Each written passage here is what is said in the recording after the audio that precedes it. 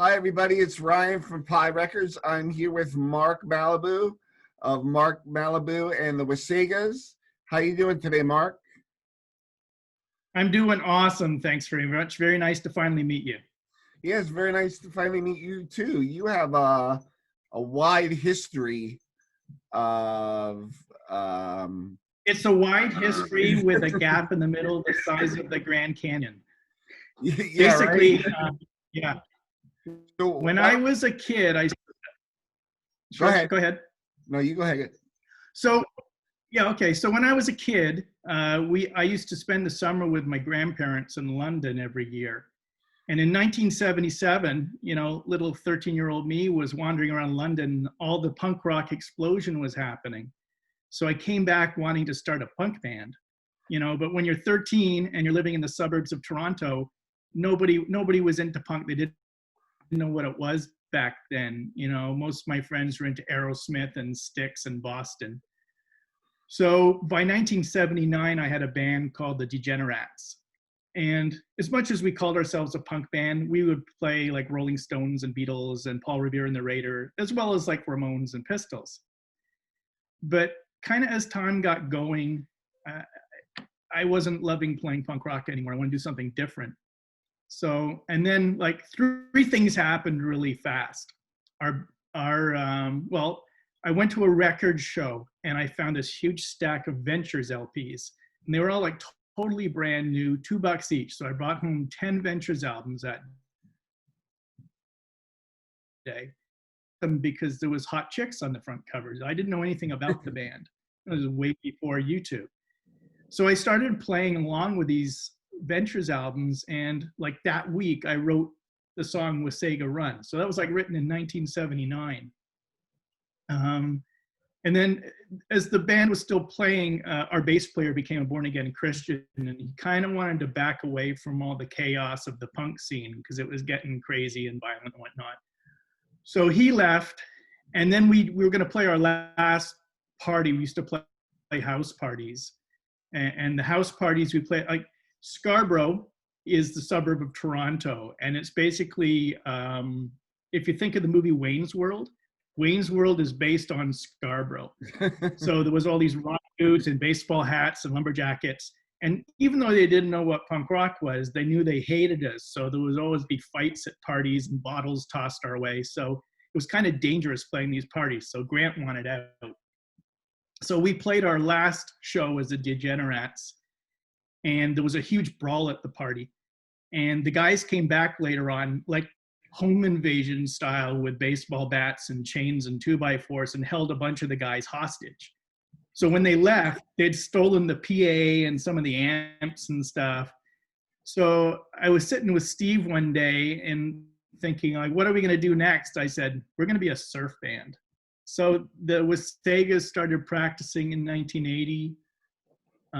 We did one show in a bar, just like 3 or 4 songs, like Pipeline and Wipeout, in a bar that year. Although the original drummer wasn't at that show, we had my friend Paul, who played drums later on with the Doughboys. And then in 81, we started playing downtown. So we could get into some bars. We were only 16 and 17 years old. And we were mainly playing with like hardcore bands. So all these crazy hardcore Mohawk guys would be like slam dancing and jumping all over the place when they were playing. And they liked us. It was kind of amazing. And then we played with kind of artsy new wave bands. But once we all graduated high school in 1982, we just went our separate ways and did different things. But we kind of had become the touchstone of surf in Toronto. There was these guys from a band called, oh my God, I can't remember their name now, but they eventually became Shadowy Men in like 86 or 87, whenever they started. Reed Diamond was like a friend from the scene. He was playing with a band called The Good Guys back then. He would always come to see us play, and he told me he always wanted to start a surf band. So I was working in a music store downtown, and he came into the store and he goes, Mark, I finally got this band, this surf band. You got to come and see us play. And they were playing across the street in the window of a restaurant. So they had all 3 guys in any showcase window with a little speaker hanging outside. And that was the first Shadowy show. That's pretty cool. So because yeah, you know, and they're real. I can't tell you how nice all the guys in that band are. They really, as legendary as they are, they could be not nice, but they are the nicest guys. And so years later, they started doing surf battles in Toronto, and the guys who started it kind of knew I had a surf band. But I would say, listen, man, I didn't play guitar for decades. I didn't touch the guitar. My wife didn't even know I played guitar. And then I got asked to play in a rockabilly band, which, you know, and I turned that down. I didn't want to be in a band, but they kept on losing guitar players. So I thought, oh, what the hell? So I joined a band in 2012 called the Millwinders.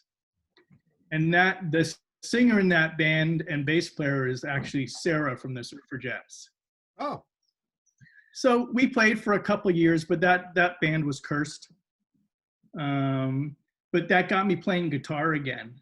So then I thought, okay, I'm going to try a Wasagas reunion. And we reunited in 2014. And since then, we've done like 3 albums and toured up and down the East Coast of Canada, you know. So there you go. There's like a real compact story of the Wasagas. So you have 2 albums available on streaming, so I've seen. The 2 songs that stuck out to me were Crazy Mouse and Oceanside. Oceanside is beautiful. So Oceanside is actually, that's one of the few versions of someone else's song that we do. That was written by Gary Usher, who did all those surf and hot rod albums in California. So I love Oceanside. That was a song we did in the original band, and it's a song that we continued to play with the reunion, but we don't play it with the band anymore. Crazy Mouse was just, you know, it was a song we did, and I said, Steve, we got to do something with the drums a little differently. And if you listen to his drumming, all the drum rolls actually go up as opposed to down. Oh. And so if you listen to him, it's like, blah, blah, blah, and we're playing really fast. And I remember rehearsing that, and he was breaking sticks left, right, and center and swearing his head off. But yeah, I really like the song Crazy Mouse too. And it's actually based on, I used to work in the summer at a fair, and they had a ride there called the Crazy Mouse. So that's why it kind of goes all over the place, and things go backwards, because that's what the ride does at times. Yeah. Awesome. But we do have 3 albums. So I decided not to put the 3rd album. You can download it digitally at Bandcamp. It's called Dance Party A Go-Go. So you can download the first 12 songs, I think it is, or 14 on Bandcamp. If you buy the CD, there's an additional 4 songs on the LP. And those were 4 songs that we did during the lockdown. Oh, wow. So you get extra. I'm just not going to put it on Spotify. It's not like I make any money there. I figured they've got the first 2 albums. If they want any more, they can buy it. Yeah. Yeah, awesome. So you said LP. Is that on vinyl as well? The 3rd one will be on vinyl. I didn't want to rush to print vinyl only because we're not playing. You know, I sell most of my CDs and records at shows. In fact, I make more money selling T-shirts, CDs, and records than we get paid from playing. Really? You know, the band will make $400 or $500, and I'll split it to the band, and then I'll make like another $800 selling records, because, you know, there's not a lot of surf bands in our area that have vinyl. You know, we're generally on colored vinyl, which helps. Full CDs, like, people see it, and I don't charge much. It's like $10 for a CD and $20 for an album. That's a good deal. Yeah. You know, and so I'm more interested in selling music to people that want to buy it. I'm not going to give it away on Spotify. I've had it with those guys. Yeah, I totally understand that. So for people such as myself, I don't know what Wasagas means. Where did you get that name? So Wasaga it's an actual beach in Ontario. When I was trying to come up with a name when I was a stupid 15-year-old kid,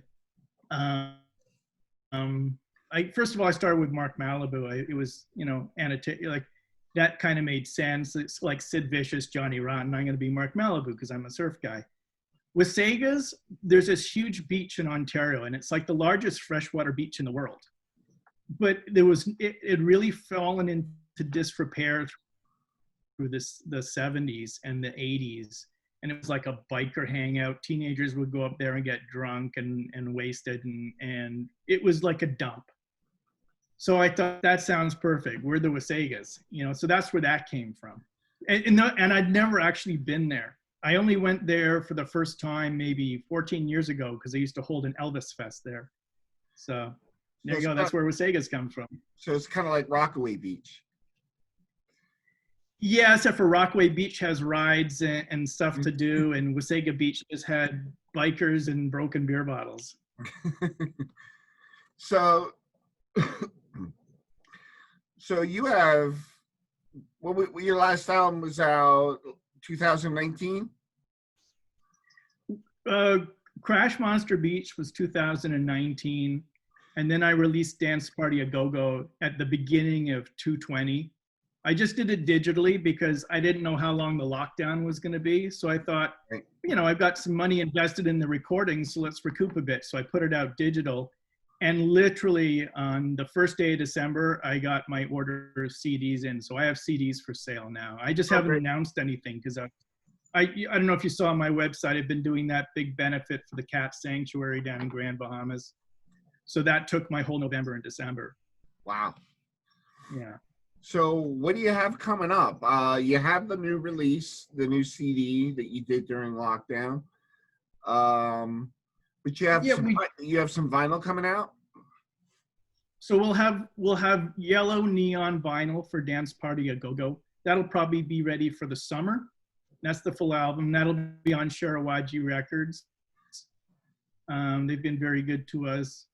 And then I also have a song coming out on the new Missing Fink compilation, the Vincent Price compilation. They're just starting to advertise the band. So I'm pretty stoked about that. There's some really good bands. My buddies, the Green Reflectors and the Urban Surf Kings. Plus there's like the Hitchcocks and Master Chops and Atomic Mosquitoes, who I love. So that's going to be a really great compilation. And at some point in the year as well, I have a 4-song EP coming out on Missing Fink as well. And actually that gets mastered tomorrow. So I don't know when Johnny plans on releasing that. We haven't talked about it too much. Awesome. Yeah, that was the first place I heard Wasagas was from Johnny. He mentioned you, and then I saw him. He posted a picture. I'm like, well, I have to go check these guys out. So I the only way I could do it was online, So sure, because I don't have the vinyl. And I was like, oh, these guys are pretty aggressive, but still with a lot of melody. And but I'd like to hear you describe your music in your own words. Well, my greatest influence is because I got into surf kind of so long ago. My influences are more bands like the Beatles and the Monkees, Paul Revere and the Raiders. And then when it comes to surf, obviously the band that got me down the instrumental rabbit hole was the Ventures. It was, you have to remember, back in the late 70s, early 80s, there's no YouTube, there's no internet. So, and plus I'm a kid into weird 60s music. So who do you go to learn this? There was a record store downtown called Jerry's Record Jungle. And he was he was like an old biker guy who just kind of retired and opened a record store. And he really knew the 60s. And I told him what I liked. And he goes, trust me, I'll bring you in some albums and just pay me, what I asked. I said, sure. So he brought me in an album called Surf Party, which was a soundtrack, but that had 4 songs from the Astronauts on it. Oh. And it's suddenly like a holy grail. I was just like, I can't believe like the plucking reverb, like that was to me the ultimate surf sound was the Astronauts. So that's kind of what I tried to do. Now I didn't have very good gear back then. I had a Gibson S1, which is kind of like the cheapest guitar that Gibson made. but I was lucky that it had 3 single coils on it. And I had a Yamaha amp, which I actually found in the garbage. People used to throw amplifiers out in the days if the kids weren't using them, right? So that was my gear. So it happened to have a reverb on it. So I could kind of get that sound. But when we went into the studio in 1981, I didn't bother to bring my amp down because it was crappy, and they had a Fender Twin in the studio. So I actually had a reverb, you know, to record, and we did 6 songs in an afternoon, which sound funny now. It's funny, I couldn't even afford the reel-to-reel to get the final mix on it, so all I had was a cassette copy of those 6 songs. Oh, wow. You know, it just, we'd never been in a studio before. We didn't know you could overdub. You know, we just had no concept of what we were getting into. Yeah. So, but that's, so the Astronauts were big. You know, slowly I started buying. In 1981, this compilation came out called New Wave Surf Party. And that was kind of my introduction to know that there was a lot of surf bands in the 60s. I didn't know that. I mean, I knew the beach movies, but you know, you don't know, is that a real band or those actors in shorts jumping around? You can't really tell. Right. So New Wave Surf Party came out in 81, had tons of old independent surf instrumental songs on it, and it kind of really opened my eyes up to what surf should sound like. So that was a pivotal album for me. So that's kind of where we draw our sound from. I mean, when we got the band back together again, I kind of looked at the old set lists. I thought, I'm not playing this. I'm not, like, they were all the typical songs, and I didn't want to be playing the typical covers. So I picked Oceanside, Surf Rider, and maybe Calhoun Surf, which the Ray Beats played. Danny Amos from Low Straight Jackets wrote that song. And then I ended up writing 10 songs in 10 days. Wow. I just thought, I want some new material. So every day I wrote a new song, and I think we've recorded 5 or 6 of them since. But so then it was like old original songs, new original songs, and a couple covers. So the new bands I like, I mean, there's so many out there, but I really, like I've mentioned, Atomic Mosquitoes, I think they're really, really cool. Trying to think who really kind of sticks. I love the Volcanics. Oh, yeah. Black Ball Band. You know, those are really good bands, and they have this fat surf sound, which I think is pretty cool. You know, there's so many bands out there, like you can't believe it. You know, you look at what's going on in South America, and it's just like a plethora of amazing instrumental bands down there. Yeah. So, what do you think in the last 10 years made the surf scene blow up so much? I think the internet. You know, the internet makes the world smaller. It's fun music to play. Like if you do it right and you play like we play parties a lot still, and you can really get people dancing. We're a show band. This is why we've never done an online performance during the lockdown. I think personally that would suck. Like to experience the Wasagas, you got to be standing in front of us, because we're going to be standing next to you and behind you and on your tables, and we have a crazy show and people enjoy it. So I think the last 10 years, the internet has allowed a lot of bands to show how good they are, because in the olden days, how would you hear, say, about a band from France or a band from Ecuador or a band from Mexico? It's really, really hard to hear that. But now they can just post their music and you just go, oh, the Hitchcocks, man, they're awesome. Yeah. You know? So I think that really helps those bands down there, because now they're getting feedback outside of their country, outside of their city, you know?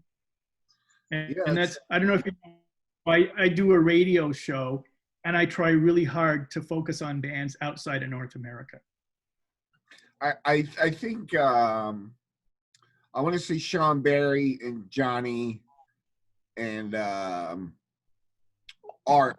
They focus a lot on the European / Russian groups, which blow me away that they nail the sound so well. Yeah, and even if they don't nail the sound, even if they bring something new to the table, it's cool. You know, I'm not a traditionalist. You know, as much as I love the sound of the Astronauts, if a band doesn't sound like them, I'm okay with that. You know, if they have a drum machine and some weird synthesizer mixed in there, that sounds good to me. You know, I like what's good, and you know, you can spot the fakes pretty quick. Yeah. So I noticed when we first got on, you have some pretty rad pictures behind you. You want to tell me about your Ramones obsession? Yeah, so I guess when I was a real little kid, I was such a huge Ramones fan. If you see pictures of me when I'm 12 years old, I got a Johnny Ramone hairdo, and I couldn't afford a leather jacket, so it was just like a dark blue jean jacket. But I saw the Ramones about 30 times. I saw them in LA, I saw them in Houston, Texas, I saw them in London. They were just an amazing band. The first time I saw them, I was so tiny and I pushed my way up to the front. I don't think my feet touched the ground. I was wedged in between people, and as a kid going down to the record store and getting their autograph on their first album. And I've got leather jackets. I have a massive Ramones t-shirt collection. These pictures are by Shepard Fairey, and he does limited edition prints of the guys in the band, after they're deceased. So I don't want to put any more up there, but I'm good with the 4.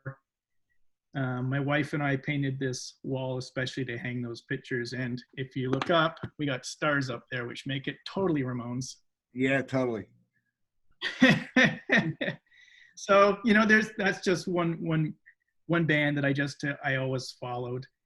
In I think it was maybe 1983, my buddy interviewed him for a college newspaper, and Joey had broken his Coke bottle glasses. So he took him into a market near where we lived and helped him get his glasses fixed. And Joey took a liking to my friend Dave, and he says, "Why don't you guys come on tour with us? We're playing Ottawa next." So we all got in the car, totally unprepared, and we drove to the next city. And I had like $20 in my pocket and like surf shorts on and running shoes and a t-shirt. I didn't have a coat. I didn't have pants. I didn't have a wallet. I just had some money in my back pocket. So we get there, and of course everything's disorganized, but Joey walks us through the front of the bar.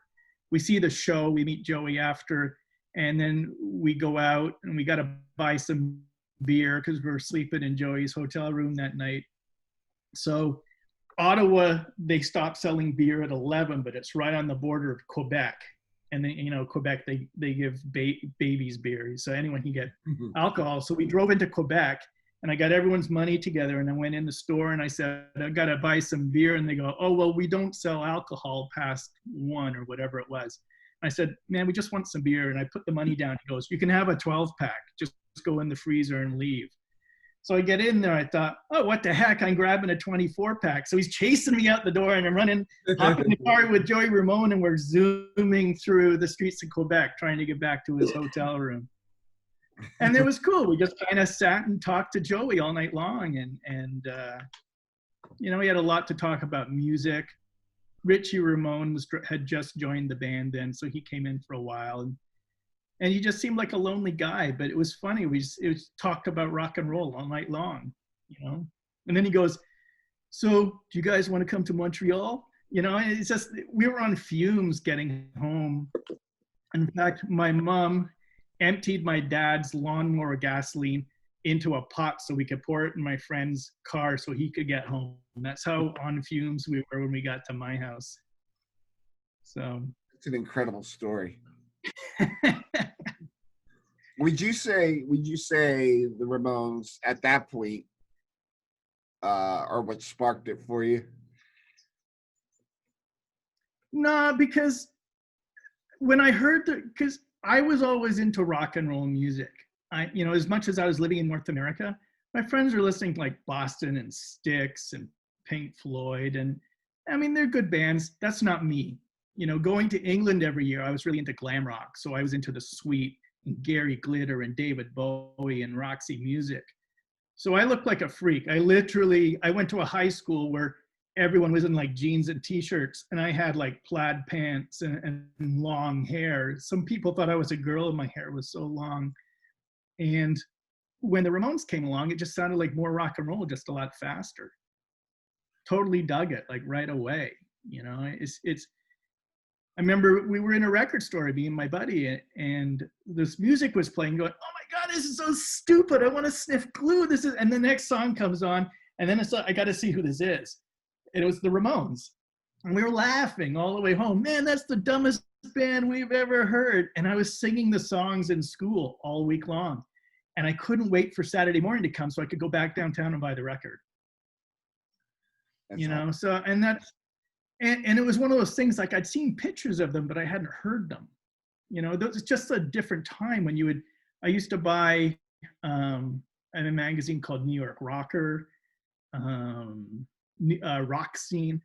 And they always had like all the New York bands, like the New York Dolls and Robert Gordon and whatnot. And you kind of got a sense of what was going on there, and they all looked cool, but you never heard them.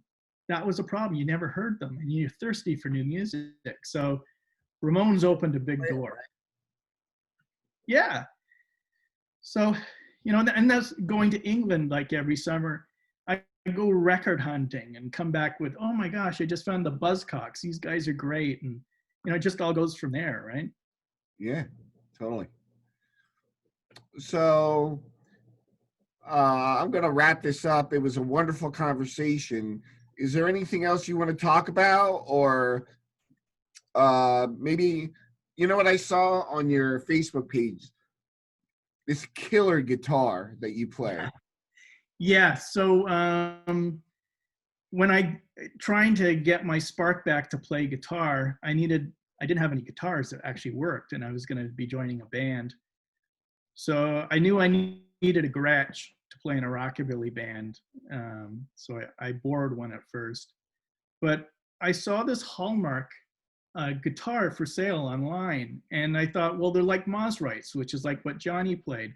So I just thought on a whim, I'm going to buy this thing. So I got a gold Hallmark Sweatwing, and I fell in love with the guitar. They play so well, they sound so good, but it wasn't really right for a traditional rockabilly band. So, you know, I got a proper Gretsch for that band. But that's what got me playing again. So when I decided to do the Wasagas seriously, not for the reunion show. When the reunion, everyone just used whatever they had. When I thought, I want to do this properly, I reached out to Bob Shade, who owns Hallmark Guitars. I told him what we're doing. He was kind of interested. And I said, well, listen, I need a matching guitar and bass for this.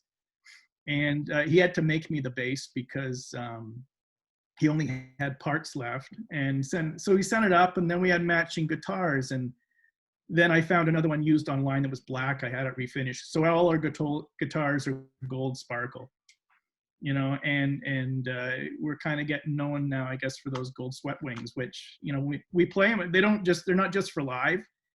We use them all on the albums. They sound fantastic. So, you know, check out the Hallmark guitars. He's got Mosrite style guitars. He's got the Sweatwings. He's got Stardates. He makes one that looks like the Batmobile, you know. So they're cool looking guitars, but they're playable. They're not like those goofy looking guitars, and then you try and play them, they fall apart in your hands, you know.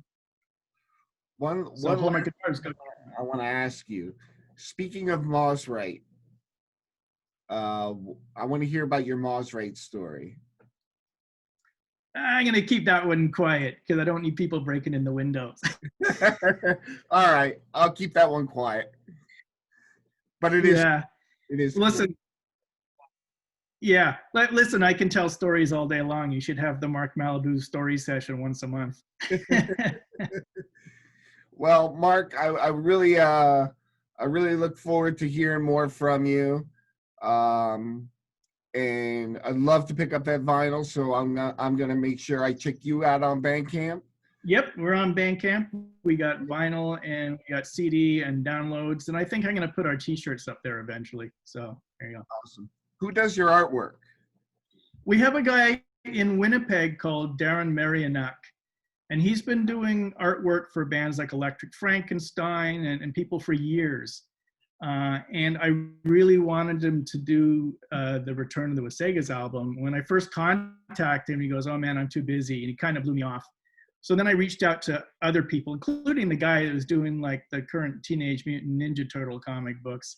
And Wow. Then Darren got back to me. He goes, hey, I got some free time. Because I knew I wanted, to me, the image I put forward with the band we're like the punk rock Archies. that's kind of us in a nutshell, image-wise. So Darren got back. He goes, "Okay, I'll do it." And I said, "This is what I want. The band's coming out of a time tunnel because we're just reunited. 32 or 34 years ago playing, comes out of a time tunnel." So he did that, and it was amazing. So then I asked him to do Crash Monster Beach. He's done that. I think Dance Party A Go-Go is his best work for the band so far. The 4-song EP is going to have something very special from him as well. And so he's done, 4 things for us. And I really like him. He had a comic book out for a while called Rockin' Bones, which is hard to find now, but it's amazing artwork. So highly recommend Darren. He's a great guy. If you look at him, he's done I think 1,000 album covers, something crazy. Yeah. Well, I want to thank you so much, Mark. I had a lot of fun listening to your stories and talking with you, and wish you luck in 2021. And I hope you have a happy new year, and say hi to the rest of the band for me. Will do. Thank you for having me on. And like I said, anytime you need anything, let me know. Awesome.